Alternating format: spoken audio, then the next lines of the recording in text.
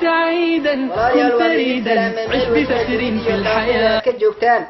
وعن إذن كسلامي سلامة إسلامك السلام عليكم ورحمة الله وبركاته ما أنت وحن دوني إن أن إذن لبداغو قصة آدي وآد عجيبة أو آدي وآد وناكسن قصة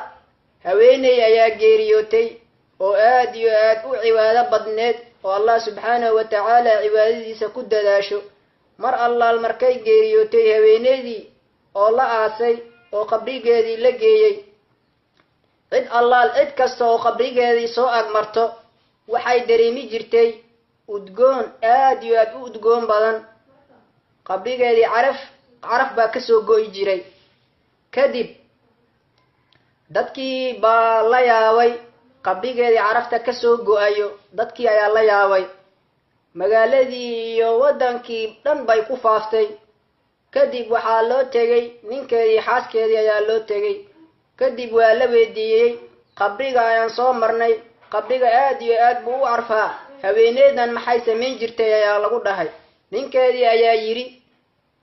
qoftan wax aad iyo aad u weyn ma sameyn jirin laakiin salaada ayay dukan jirtay